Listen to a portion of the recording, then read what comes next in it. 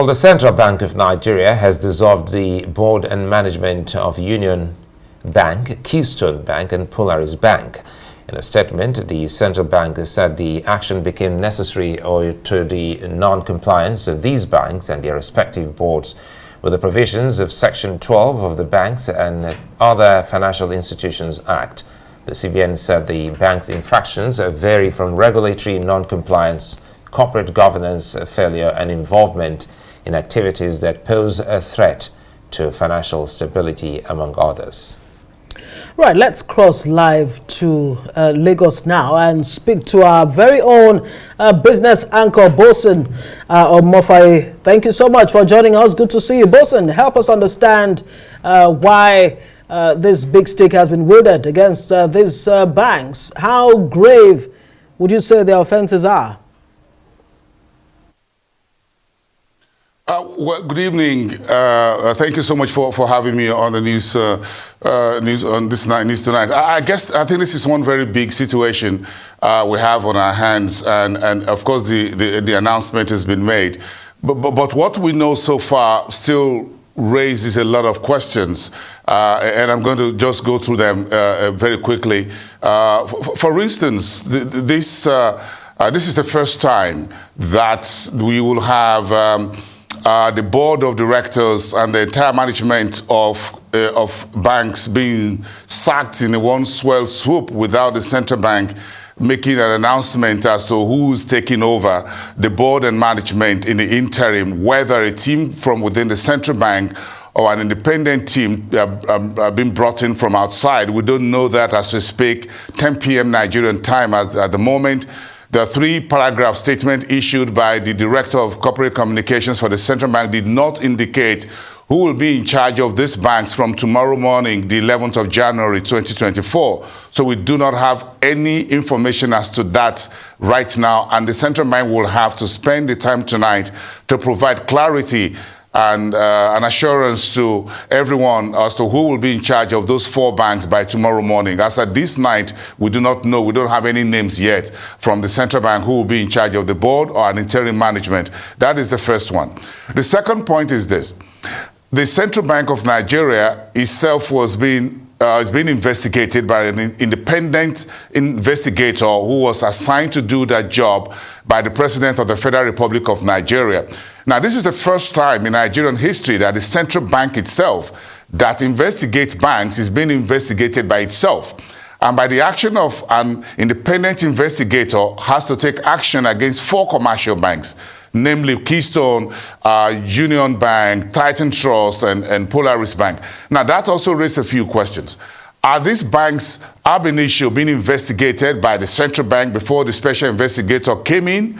Are there things that the central bank had known previously? Those infractions mentioned in being quoted in sections 12, C, F, G, and H of section 12 of BOFIA of 2020. Were these banks in breach of these rules and regulations of the central bank before now and being covered up? We need to have clarity on that.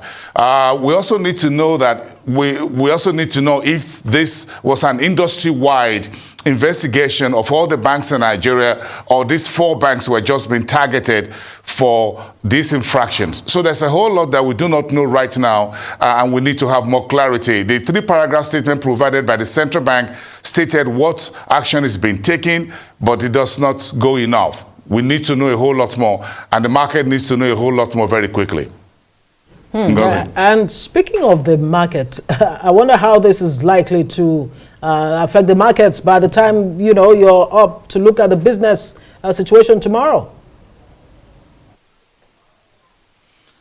Well, the central bank has assured in this 3-paragraph statement that all is well with these banks, that customers should go in and do business with these commercial banks. Remember, just only one of them, Union Bank of Nigeria, which is Nigeria's second oldest commercial bank, is listed on the Nigerian exchange. So we're going to see how the market will react to that tomorrow when the trading opens and what happens to the shares of Union Bank PLC. The other 3 banks, Keystone, Polaris, and Titan Trust are limited liability banks. In other words, they're not PLCs, they're not publicly owned banks, so they're largely limited liability entities. So we're not sure what will happen to, there's nothing about the shares of these banks that are not publicly traded, so the market is not going to do anything. But if you think about the wider financial market and the banking system, then that is where perhaps you'll be asking yourself questions. Will there be what you call reaction on the banking stocks that are listed on the stock exchange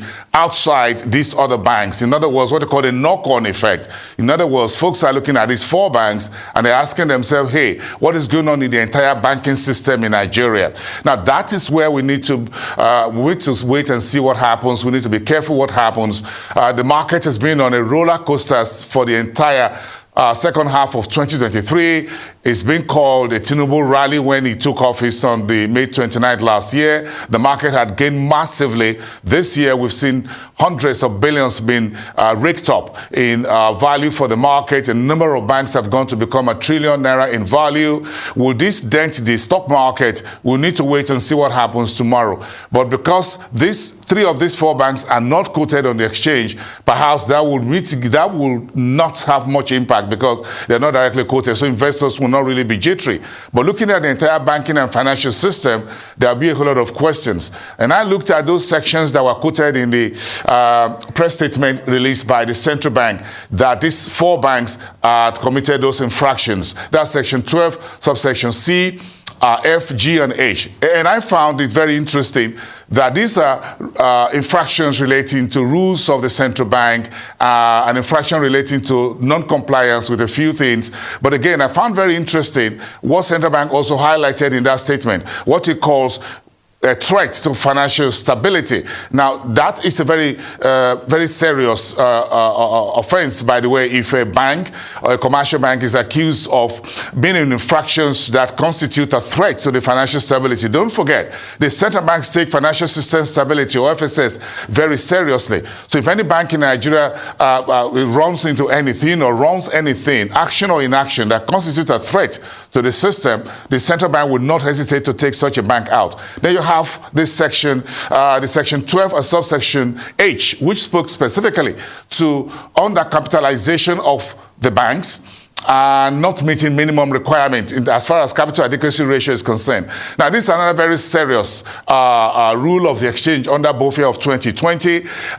These banks, these 4 banks, have they been undercapitalized for months, for years, without anyone knowing it, until we have a special investigator go in there? Was the central bank aware that these 4 banks do not have enough capital or capital adequacy ratio as set out under the prudential guidelines and BOFIA?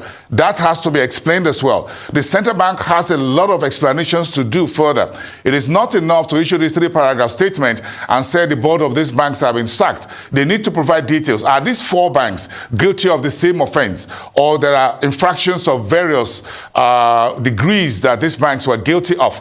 There has to be a lot of clarity on all of this. For me, as a journalist, this is the first time that the central bank does not provide enough and robust information when the board of 4 banks are being taken out in a single swoop. We need to hear a lot more, and I hope that this happens as early as possible tomorrow morning.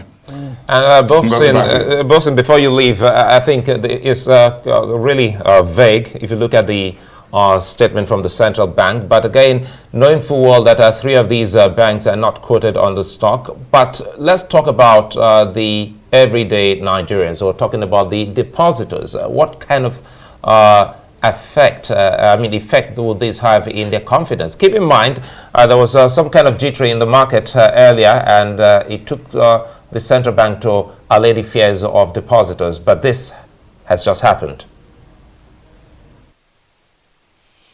Thank you. And I'm going to go back a little bit to what I said before. This is a very special situation. The central bank itself is under investigation.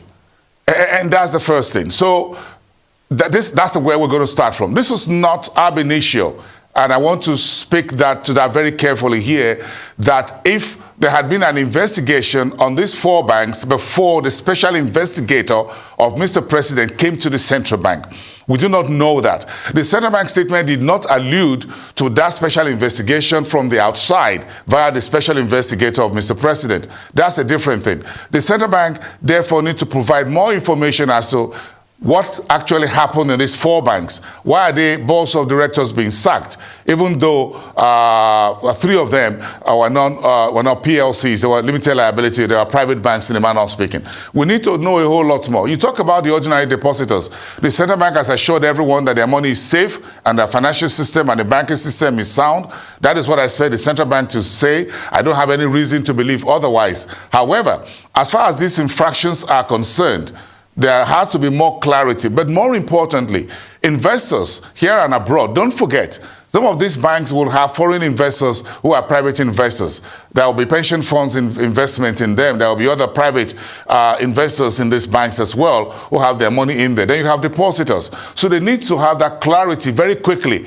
Who is in charge of these 4 banks? I'm not comfortable tonight that I don't have an idea of who is going to be the interim CEO for any of these banks tonight. Maybe we're expecting another press statement from the central bank before tomorrow morning when business and banking will remain open. But I'm not too sure the central bank should be comfortable that the board of 4 banks, including management, are taken out in one full swoop for 4 banks, and there are no names on the table on a piece of paper that we know who is taking over. Perhaps the central bank was... Please go ahead. No, you land, Boason will be done in a moment. You can land on your point. So what I'm trying to say, yes, is to say that, look, we need to have that clarity very quickly, and that provides comfort for other banks who do business with these 4 banks. Don't forget, there's no bank in isolation. No man is an island in banking. There's what they call interbank placement. All the banks do business with each other. So the rest of the banking system need to know who are they going to be talking to. Would they be talking to someone within the central bank? Would they be talking to the deputy governors? Who are they talking? Who will they be talking to as far as these banks are concerned tomorrow morning? Who will be taking key decisions in these banks tomorrow morning? Maybe tonight, as we speak, maybe the central bank is putting all those men and women in places to be at the desks tomorrow morning to take over the affairs of these banks, formally speaking. But right now, what we have on the table is not comforting enough as far as the press statement was concerned. But I want to believe that there's a whole lot more going on at the back door that we don't know, that the press statement did not speak to. Right, thank you. Thank you very much, Boason Omofaye there, giving us clarity. While we await further clarity from the Central Bank of Nigeria, well, Union Bank, Keystone Bank, Polaris Bank, 3 banks are stated there by the Central Bank of Nigeria. Their boards have been sacked. And like you heard from Boason Omofaye there, we'll get more clarity, hopefully sooner than later.